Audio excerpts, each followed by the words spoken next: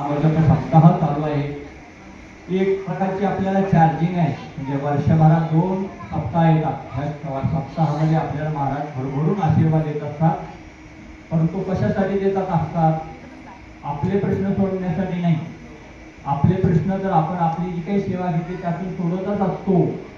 परंतु आपण एक सेवेकरी म्हणजे महाराजांचे सेवेकरी म्हणजे आपल्याकडे बोट दाखवणार लोक की महाराजांचे सेवेकरी आहे. आता महाराजांच्या सेवेकरी म्हणाल, महाराजांच्या सेवेकरी कसं वागलं पाहिजे, महाराजांसारखं वागलं पाहिजे. मग आपण एक जबाबदार सेवेकरी आहात, तर आपली काय ड्युटी आहे? आपण या ठिकाणी सेवा करतो. सेवा याचा अर्थ काय की आपण एखाद्या कंपनीमध्ये लागलो तर त्या कंपनीची सगळी माहिती आपल्याला मिळते. त्यामुळं आपण जे काम करतो त्यामुळे आपल्याला पैसे मिळतात. परंतु या ठिकाणी आपल्याला विनामूल्यची काही सेवा करायची आहे. ही विनामूल्य सेवा म्हणजे काय की आपण या ठिकाणी आलात, आपला प्रश्न सुटला, आपल्याला अनुभूती आली, आता आपण सेवेकरी झाला तर आपण